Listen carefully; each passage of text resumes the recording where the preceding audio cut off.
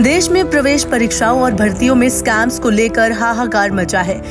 इस ज्वलंत मुद्दे की तह तक जाते हुए इसके कारणों और समाधान को लेकर वरिष्ठ पत्रकार और हिमाचल प्रदेश लोक सेवा आयोग की पूर्व सदस्य अपनी बेबाक टिप्पणी दे रही हैं। सुनिए क्या कहना है डॉक्टर रचना गुप्ता का। देश भर में परीक्षाओं को आयोजित करने वाली विभिन्न संस्थाओं पर उठते सवालों के बाद चयन प्रक्रियाएं कटघरे में हैं। बहुत बड़ी संख्या में अभ्यर्थियों की प्रवेश परीक्षाओं या भर्ती परीक्षाओं का आयोजन कंप्यूटर युग में नई वैज्ञानिक प्रक्रिया के तहत करवाना अपने आप में चुनौतीपूर्ण है। नीट की परीक्षाओं में एनटीए पर लगे आरोप जब तक सिद्ध होंगे या काबिल विद्यार्थियों का चयन होगा, तब तक न सिर्फ देर हो चुकी होगी बल्कि बच्चों के मानसिक हालात पर इतना खराब असर होगा कि उसका अनुमान लगाना संभव नहीं है। चाहे प्रवेश परीक्षाएं हो या चयन परीक्षाएं, दोनों में ही अगर उंगली उठे तो निश्चित तौर पर गहन जांच होनी ही चाहिए और सरकारों को जिम्मेदारी तय करनी होगी, वरना प्रोफेशनल पर्चा चोरों के हौसले बुलंद होते रहेंगे।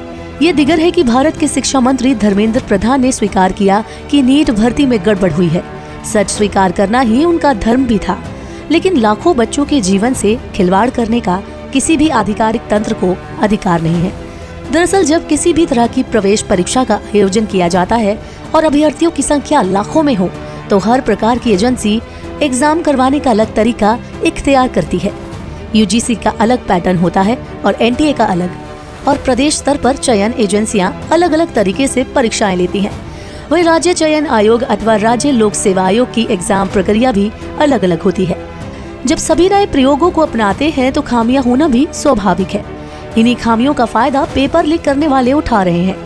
देखने में आया है कि पेपर करवाने वाले जिम्मेदार अफसर अधिकांश प्रक्रिया को गोपनीयता के दायरे में बताने का रूप धरते हैं, जिसको चंद लोगों तक सीमित रखा जाता है और पारदर्शिता की कमी रहती है।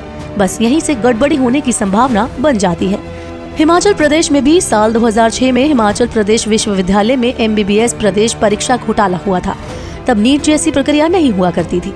हालांकि पेपर बेचने का खुलासा 2006 में हुआ था, परंतु ना जाने पहले कब से नकल करके भर्ती हुए डॉक्टर अब बड़े बड़े अस्पतालों में इलाज कर रहे हैं। ये विडम्बना ही है कि पूर्व के आरोपी सबूतों के अभाव में पकड़े नहीं गए। यहाँ ये भी जानना जरूरी है कि घोटाले जब पकड़े जाते हैं तभी सामने आते हैं। डॉक्टर भर्ती घोटाला तो एक विषय है, लेकिन हाल ही के सालों में देखा जाए तो हिमाचल जैसे छोटे से प्रदेश में भर्ती घोटालों की भरमार रही। साल 2021 से लेकर 2022 तक 2 मुख्य घोटाले हुए। पहला पटवारी भर्ती घोटाला और दूसरा पुलिस कांस्टेबल भर्ती घोटाला। उस समय प्रदेश में भाजपा की सरकार थी। इसके बाद पर्चे बिकने का पर्दाफाश हुआ। हमीरपुर स्थित राज्य चयन आयोग में इनमें हिमाचल के कुल मिलाकर 9 लाख से ज्यादा युवाओं ने अलग अलग परीक्षाओं में आवेदन भरे। ये सभी क्लास 3 की परीक्षाएं थीं, जिनमें ना तो इंटरव्यू होता है, ना ही कोई अन्य आधार एक्सटर्नल असेसमेंट का होता है। अब जब SIT और CBI ने जांच की तो पता चला कि कैसे एक बड़ा नेटवर्क पेपर चोरी का काम कर रहा था। तब सरकार को इसकी भनक नहीं लगी, या क्या परीक्षा करवाने वाली एजेंसी को मालूम नहीं था कि कुछ कमियां हैं। बहरहाल काबिल छात्रों का वक्त जाया हो गया और कई बड़े सवाल खड़े हो गए। सवाल ये उठा कि पुलिस भर्ती में कांस्टेबलों के आवेदन लाखों में आए।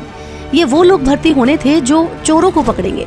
सरकार ने इनका पेपर पुलिस विभाग से ही करवा दिया। पुलिस विभाग परीक्षा आयोजित करवाने वाली एजेंसी नहीं है, न ही पटवारी भर्ती के लिए राजस्व विभाग कोई परीक्षा एजेंसी है। इस तरह डॉक्टरों की भर्ती के लिए मेडिकल यूनिवर्सिटी को तैयार किया गया। जो ही घोटालों पर घोटालों के खुलासे हुए, बड़े लोगों के गिरेबां तक हाथ डाले जा सकते थे, पर तुरंत फुरत में नई परीक्षाएं करवा दी गयी और मामला दफन। दरअसल विश्वविद्यालय या एजुकेशन बोर्ड या राज्य लोक सेवा आयोग ऐसी संस्थाएं हैं जो पेपर कंडक्ट करवाने की अभ्यस्त हैं। उनके रूल ऑफ बिजनेस, सिलेबस या मल्टी लेयर प्रोटेक्शन इत्यादि तय होते हैं। उनमें नियमों में समय के साथ बदलाव किए जाते हैं। ऐसे में राजस्व विभाग या पुलिस विभाग में गोपनीय टीम, प्रश्न पत्र छपाई, कंप्यूटर बेस्ड कोचिंग की छूट की व्यवस्था नहीं होती और वे आउटसोर्स पर निर्भर करते हैं। ऐसे में ये संभावना तो बिल्कुल नहीं है कि अधिकारियों को या सरकार को परीक्षा व्यवस्था में खामियों का इल्म न हो। सबसे भद्दा मजाक तो हमीरपुर में राज्य चयन आयोग में अभ्यर्थियों से किया गया। राज्य विजिलेंस ने सरकार बदलते ही पेपर लीक करने वाले पकड़ लिए। यहाँ पर्चे बेचने का कार्यक्रम न जाने कब से चल रहा था। पर्चा बेचने वाले ही वही कर्मचारी थे जो वहाँ लंबे समय से एक ही दफ्तर में कार्य कर रहे थे। क्या इस गड़बड़ी के बारे में किसी को भी मालूम नहीं था? तब वहाँ अधिकारी व सरकार की नजर क्यों नहीं पहुँची? ये निर्णय अति उत्तम था कि हमीरपुर राज्य चयन आयोग को भंग कर दिया गया। विजिलेंस द्वारा ये कार्रवाई चुनावों से पहले क्यों नहीं की गई? ये भी बड़ा सवाल है। संभवतः इसलिए कि कांस्टेबल या पटवारी के घपले के साथ साथ मुद्दा कर्म हो जाता। पूर्व में ये भी विचित्र मामले सामने आए कि विज्ञापन 300 पदों को भरने का निकाला गया, पर भरे गए 378 पद। युवाओं के साथ मजाक करने वाली और रोंगटे खड़े करने वाली इन घटनाओं पर एक्शन महज लीपापोती भर है। नीति नियंताओं को नहीं सूझा कि किसी भी भर्ती एजेंसी में गोपनीयता से संबंधित कार्य में 30 सालों से वही व्यक्ति कार्य कर रहे हैं। पेपर कहाँ छपना है, कौन छापेगा, किसके पास छपेगा, कौन अपनी हिफाजत में रखेगा, पेपर सेंटर क्या बार बार वही होंगे, प्रश्न पत्र छापने का पैरामीटर क्या होगा, प्रश्न बैंक क्या है आदि बीते सालों से वही चंद लोग जानते हैं और करते हैं, जैसा कि हमीरपुर राज्य चयन आयोग में हुआ।